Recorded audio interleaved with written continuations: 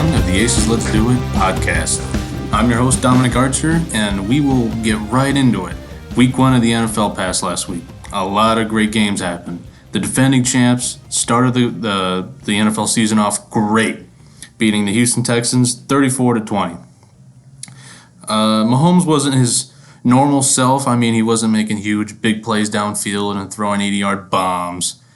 But he made the plays necessary for his team to win, and what a rookie debut for Edwards-Helaire. I'm not going to talk too much about fantasy, but I played against him in fantasy, and he hurt me. Scoring those touchdowns that he did and having all those yards. Pretty impressive debut for a rookie. And the Chiefs' defense made plays when they needed to. Deshaun Watson is a very good quarterback, and I think he may even be underrated.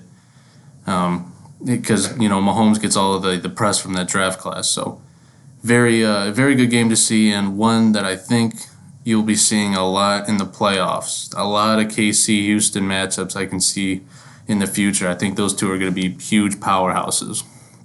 I'm not going to talk too much on all the games. I'm just going to go over a quick recap of my favorite games of the week. One of my favorite was Green Bay versus Minnesota. Myself being a Green Bay fan, I was very happy with the performance from our offense. Defense in the second half was a little shaky. I wish we would have made maybe have a little more sack production from our edge rushers. Darius Smith did get a sack, but I think Kirk Cousins just had too much time in the pocket, and Dalvin Cook he's a wonderful running back, but I wish our run defense would have contained him a little bit better than what we did. Losing Kenny Clark was a very big piece of why Dalvin Cook was so dominant in the second half of that game. Let's talk about Brady real quick. I mean, it's the first game jitters. I think he's got a lot of talent around him, and Bruce Arians is a good offensive-minded coach. And I think he's going to get Brady in the right set of mind here in a few weeks. It's going to take probably around 4 weeks until we see really Brady start hitting his stride with his new team. They have some talented running backs. Leonard Fournette, I know, had a up-and-down career in Jacksonville, but he's a very good downhill runner. Ronald Jones Jr., he's very good. I think he is very underrated. Just needs to get some playing time. And I think he's got the opportunity to do it here in Tampa. But on the other side, Drew Brees looked good. It's a big injury to Mike Evans. He's not playing in Week 2, and we'll discuss that in a minute. But that's a big loss for the New Orleans Saints. They have some talented playmakers. Taysom Hill is a very good gadget player. Alvin Kamara is really good. And Latavius Murray is also a good change of pace back from Kamara catching passes and whatnot. And they have a very underrated defense. So going into Week 2, they should be well prepared. But losing Mike Evans is a big loss. Talking about Monday night, Saquon Barkley was a little disappointing, only having, I think, 6 rushing yards. I wonder if that's on the offensive line. I mean, they do have a decent interior offensive line, and they drafted Andrew Thomas high in the first round. So there is talent there. I think that Pittsburgh's defensive line may be just that good. Bud Dupree got all sorts of pressure on Daniel Jones. He threw 2 interceptions in the game, but the pressure from Bud Dupree really made him uncomfortable. I mean, Danny Dimes did make a lot of plays, and he did look good for most of the game. But Bud Dupree was a very big factor in that game, and he forced an interception, which is very costly for the Giants. Had he not made that interception, throwing it rather, this game could have turned out different. I mean, it was only a 10-point game, and Pittsburgh, Big Ben looked really good. He had a shaky first half, but that was probably just jitters, or maybe first drive, rather. But I think that was just jitters. And he looks good, man. I think Big Ben is back, and he's got the weapons to do it. Juju Smith-Schuster is really good. James Conner is good. He's got a little bit of an injury, so there's a little worry with him for right now. But Betty Snell in relief did very well. I think he had 19 carries for over 100 yards, so very impressive in his 2020 debut. And then the last game on Week 1 was Denver, Tennessee. Very low-scoring game. I thought this may have been one of the best games all day, or all week rather. watching that game. There was a lot of defense in that game. Drew Lock made some plays, but it was very sad to see Jerry Jeudy, one of the best wide receivers last year, make a couple of key drops in situations where it was very big. And had he made those catches, this could have been a different ball game. Derrick Henry had over 100 yards rushing, but when you really take a look at it, he was getting stymied at the line, which is almost unheard of for the last 2.5 years from Derrick Henry. Didn't score a touchdown either, which is very, very concerning, the fact that he got a new contract in the offseason. But if there's anything I can say for Tennessee Titans fans is that Ryan Tannehill's the guy. I don't think there's any question. He was very impressive throwing the ball. I think he threw it over 40 times, and he may have only completed like 60% of them, but he made some big throws. And Corey Davis is going to have a breakout year, I really do believe. A.J. Brown is the number one wide out there, but watch out for Corey Davis. A.J. Brown's going to get doubled a lot, and teams are going to bring safety help, and that's going to leave Corey Davis able to maneuver in the middle of the field, where I think he is very good. Going back to his days at Western Michigan, he was very good in the deep game, but he was also had a very underrated middle of the field game, like the intermediate passes. So he's going to be a very good weapon for this Tennessee defense or Tennessee offense. Talking about week 2 now, let's go ahead and talk about that. Very interesting matchup. We have a lot of good games. First game of the week, Thursday, is Cincinnati and Cleveland. Joe Burrow looked really good. Well, maybe not really good, but I think he did really well in the fourth quarter of his first NFL game, which is a lot of credit due to the head coach, Zach Taylor, and his offensive coordinators, taking a guy who threw over 60 touchdown passes last year, very impressive, in college that is, very impressive, and bringing him into the NFL where the Los Angeles Chargers don't have a step-over defense. They have a very good pass rush. And he struggled at the first part of the game, but as soon as it was crunch time and they needed to march down the field, Burrow made some plays, and A.J. Green did have a pass interference call. But if you watch the throw, it's right on the money. It's right where he needed to. It is very easy for a rookie quarterback to overthrow that ball, or even maybe just throw an interception because you get jitters. So it was a lot of encouraging signs for Bengal fans. And on the flip side, Baker Mayfield really needs to step up. His first year in the NFL was very good for a rookie, and gave a lot of Brown fans a lot of hope. And last year I give him a pass. Freddie Kitchens is not a very good head coach. He's a good offensive-minded offensive coordinator, but he's not a very good head coach, and you can definitely see that. I think Kevin Stefanski is a very good offensive coordinator, but I don't know if Baker's game translates to Stefanski's scheme. He wants to run the football and just pound it and wear defenses down, whereas Baker Mayfield wants to make plays with his legs in the pocket and throw to what is a very talented wide receiver core. And if those guys aren't open, he wants to dump it off to the running backs. And I don't know if he's going to succeed a lot in this system with Stefanski, but I don't know. We can see. I think Baker is better than Kirk Cousins, and I think he can be utilized better than Kirk did with Stefanski in Minnesota, but we'll just have to see. Green Bay plays Detroit. I'm going to be a little biased here. I might talk about the Packers more than any other team, but I'll try not to. But I am very intrigued with this matchup because I think Matt Patricia is a good defensive-minded guy, and they have a lot of guys on that front who could be scary. I know that Jamie Collins kind of had a boneheaded play last week, but he's a very underrated player. And they have some key guys on the inside like Deshaun Hand. So watch out. This might be a sneaky good defense. The Washington football team plays Arizona, which I think is going to be a very interesting matchup. Kyler Murray looked really good against San Francisco last week. A very good San Francisco defense. I know they were missing a couple of key guys, but it's very encouraging to see that a young quarterback in year 2 is taking steps to being in what I think Kyler Murray can be a Russell Wilson. He just has that profile, good arm, and can make plays outside the pocket. And Cliff Kingsbury, I think, is getting a lot of maybe unwanted criticisms. Yeah, he had a gimmicky offense in college, but I think he's a very underrated play caller. And you can see that last week against a very good defense, he made some plays. The Monday night game, Drew Brees plays Derek Carr, and it's in Las Vegas, so that's a very interesting game. John Gruden against one of the greatest of all time to do it. I think it's going to be a shootout. I don't know if defense is going to play a whole lot in this game, so if I was betting on this game, I'd probably be betting the over. I don't know what it is right now, but I can see the line being around 45 points. I would be putting the over. So that's week 2 of the NFL. A lot of intriguing games and a lot of intriguing matchups too. New England plays Seattle, so also watch out. That's a Sunday night game. So let's move on to baseball.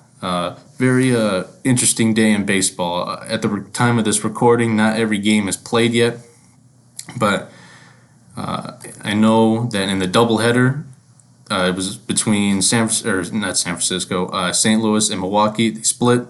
In the first game, St. Louis won 4-2. In the second game, Milwaukee won 6-0. So my favorite team, the Cubs, got a big boost there. I don't want to see the Brewers sweep that doubleheader, although they did win the series. And I don't want to see the Cardinals win either game. And plus the Cubs won today, so they're moving up in the standing, which is very good. Cincinnati won 1-0 today. They're hot. I think they won 6 games in a row. New York won 13-2 over Toronto. Aaron Judge came back today, so that's very encouraging signs for Yankee fans. And watch out for Miami. Miami won 8-4 today, and I think they're going to squeak into the playoffs, and they're a lot better than people think. Don Mattingly has done a very good job with a very young roster. So I don't think they're going to go deep, but they're definitely going to turn some heads here in the playoffs. San Francisco won 7-5. They clinched a playoff spot. I think they're the first team to do it. What else here? Oakland won 3-1. That's a devastating blow losing Matt Chapman, but they've got enough talent to come back and win a few more games without him. Currently right now it's 6-3 in the bottom of the 6th, San Francisco. They're actually a surprising team. I don't think they're going to get in, but they've had some nice flashes this year. And Joe Madden's Los Angeles Angels are losing 9-4, the bottom of the 7th to Arizona. So a lot of good games happening today. And Baltimore won 5-1 today. They're another team just like Miami. Both of those teams were at the bottom of their divisions and bottom of their leagues last year, and now they're making a push for the playoffs. They have a lot of intriguing talent, especially Miami. I like Miami's pitching staff. I think they have a lot of underrated arms. They're going to be very good here in a couple of years, and I think Don Mattingly is the right man. Houston lost another game. They've been tough. It's been tough on them all year. I'm not going to go too deep into it, but I think it's what you're seeing here is psychological. They still have talent, but over the offseason, they just getting criticized, and I think it was well warranted. What they did was wrong. You should not cheat. And it's hurting a lot of players now. Players don't have video in the dugouts anymore, and it's hurting guys like Javi Baez, and I'm sure it's hurting guys like Ronald Acuna and Cody Bellinger, who right now aren't really, and Christian Yelich too.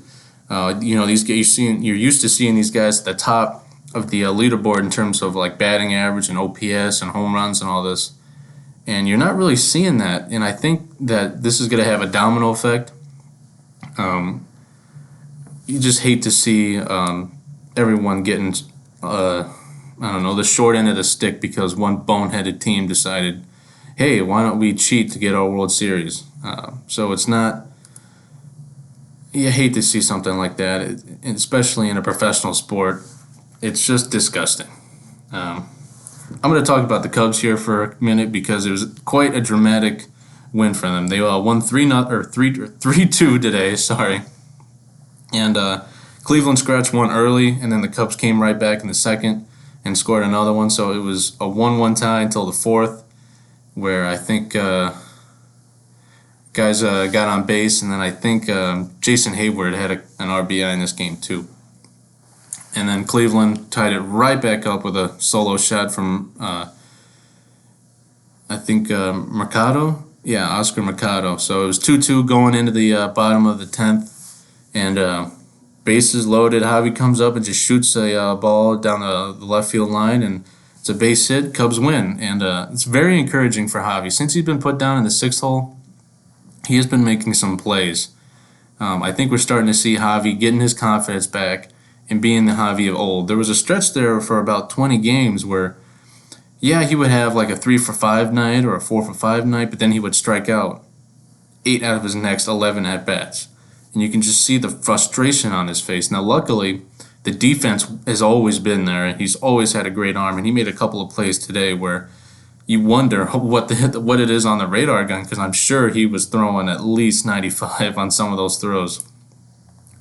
He had a line drive. I think Santana had a line drive to Baez. Baez caught it and shot it all the way over to first base and got Franmil out on a force out. And Franmil Reyes was maybe 10 feet off the line, and by the time Santana made contact, he was on his way back to first, and Javi threw him out to end the inning. So we're starting to see El Mago come back, and it's very encouraging. Definitely something the Cubs missed for about 20 games there, and they're starting to get hot at the right time. Ian Happ was 1-for-5. He had a very great start to the year and carried it all the way up until the beginning of September. Now he's kind of faltered, but still he's being very productive. Bryant was 1-for-4. You're starting to see him maybe click a little bit more. Rizzo had another hit tonight after having, I think, 3 in the game last night. Contreras is 0-for-4, but he's been on a tear in September and late August, so it's very good for him to see that. Kyle Schwarber was 0-for-4 today, but he had a walk, so his OPS numbers go up. Baez was 2-for-5, so again, very encouraging signs from Baez getting another 2 hits. Hayward was 1-for-3, and you talk about the ultimate teammate, that's what Jason Hayward is. When you see him in the dugout cheering on his teammates, and when he can clearly see a guy is down and his head's down, maybe he struck out a ball in the dirt, he's trying to, pump him up. I know the other day there was a time where Javi was having kind of a tough time, and he went over and said, "Hey, we're okay, all right? We got this." And the Cubs ended up winning that game. Maben was 2-for-3, so that trade is starting to look very good. I was a little concerned with what they gave up. I actually like Zach Short as a utility man. I think he's going to be a very decent utility man and have a decently long career in the big leagues. So, I mean, you got to give something to get something. I know that, and Detroit's a rebuilding team, so hopefully Zach Short gets his shot like Jamer did a few years ago when the Cubs traded him and a couple of other guys for Justin Wilson and Alex Avila. Horner went 1-for-2 today, and if there's a guy that I'm going to buy stock in, if I could buy stock in a Cubs player, it'd be Nico Horner. I really think he's going to be a very good player in this league. When you watch his at-bats, especially against some of the best relievers in baseball, he has had a very productive at-bats against guys like Josh Hader, who throws 95, 96. Now, I know Hader has faltered in his last couple of innings, but when he's throwing 95, 96 consistently at the top of the zone and Nico keeps fouling pitches off, very encouraging. Cubs have needed somebody at second base. You could argue maybe all the way back when Darwin Barney was here, but I mean, Addison Russell did have an up and down career and played some innings at second, and Castro was good at second. But I think Nico's going to be one of the better second basemen the Cubs have had here in the 2000s. And he gets on base too. He had a walk too, and that's very encouraging. Big John went 5 innings today, gave up 4 hits, 2 runs, 1 walk, 1 strikeout, gave up a solo shot. But in his last couple of outings, I think Johnny's on. He's starting to realize that his fastball isn't what it used to be, and he needs to reinvent himself. So I think he's throwing more breaking balls, more change-ups, and then setting guys up with the fastball. So I love Johnny. He's one of my favorite Cub players all time, and it's very, very pleasing to see him coming back. Tepera came in, pitched an inning, had 2 walks, but he got out of it. So at the end of the day, he got outs. Same with Wick. Wick was very good tonight. And when I was watching the game, I thought, all right, Wick was in the 8th inning last night, but if he's coming in the 7th, it's setting it up for Kimbrel. And Kimbrel came in and had another wonderful inning. 2 strikeouts, no hits, no walks, no runs. Got his ERA down to 5.79, which is not good in an overall look. But in a microcosm, if you've looked at his last 10 outings, it's been very good and very encouraging to see that the money that Theo and Jed paid him is starting to pay off. Jeffries came in after having a shaky ninth inning last night. Comes back, pitches an inning, strikes two guys out. He gave up a hit, but you could argue that that was on Nico. Nico kind of nonchalantly threw it over to first, and I think Ramirez was able to get on base. So I don't blame Jeffries for that hit at all. And then Adam came in, pitched an inning, had trouble with the command right at the beginning, and you can understand that jitters. You came into a game, you're starting a new inning. There's a guy at second base. Adam, of course, pitched the ninth inning or the 10th inning, but he came back, struck a guy out, and got a couple of key outs, and gave the Cubs momentum to be able to win that ball game tonight. So tomorrow they play the Twins, and that's going to be a tough matchup. They play a 3-game set, so I hope the Cubs can win more games than they lose from here until the end of the year, and they'll be in a very good spot for the playoffs. We're going to switch gears and talk about NBA real quick. Tonight, Thursday. I'm recording this Thursday morning. Thursday, Miami Heat play the Boston Celtics, and if I'm betting, man, I'm betting the Miami Heat going all the way. To beat Giannis the way they did, it's very, and being a Bulls fan and seeing Jimmy G do the things he did, it's very, you look at this team and you're like, this is a very good team. Now, Giannis doesn't have a real good running mate, and I think that's part of the problem. But when you look at this Miami Heat roster, they have Jimmy Butler, Bam Adebayo, Tyler Herro, and Goran Dragic. 4 guys who are very capable of being the top scorer on any other team. And, I mean, Boston's no pushover, don't get me wrong. But if I had to pick a team to ride or die with, I think it would be the Miami Heat. They're up 1-0, and they play the Heat, or not the Heat. They play the Celtics at 7 p.m. Eastern Time on ESPN. Tonight, Thursday night. So that's going to be a very good game. And the other game, what's going to be played tomorrow on Friday, is Denver Nuggets, Los Angeles Lakers. Jamal Murray has been going off the whole time he's been in the bubble. So I know they've got LeBron and AD, but this might be a very tough matchup. I think it's going to be a lot of high scoring, and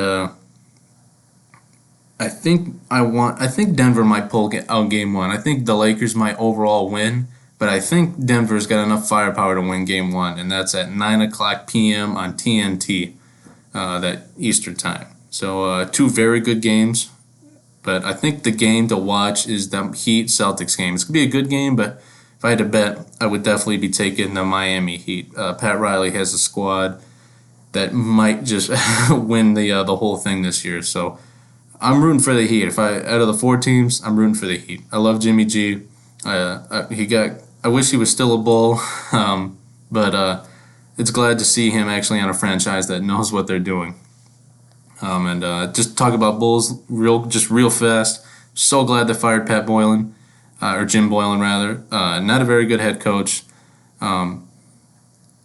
Billy Donovan is out there, and I really hope they pick him up. I think he is a very good head coach, and he's the right man for this team. They have Kobe White, who's a very intriguing young player. Zach LaVine can score. Lauri Markkanen can score. Otto Porter can score. There's a lot of talent on this roster, and if the right guy gets it, they might win 40 games next year. But it'll all have to all depend on who AK decides to hire as his head coach. And we're going to switch to hockey real quick. Not a lot to talk about here. Again, hockey and basketball are now towards their conference finals and moving towards the finals. And the NHL, it's the Islanders versus the Tampa Bay Lightning, and it's a fun playoff series to watch. It's been going back and forth. Let's see here. Tampa Bay leads 3-2. So Game 6 at 8:00 p.m. tonight. That'll be a very good game. That's on NBC Sportsnet. I think Tampa's going to clinch it here.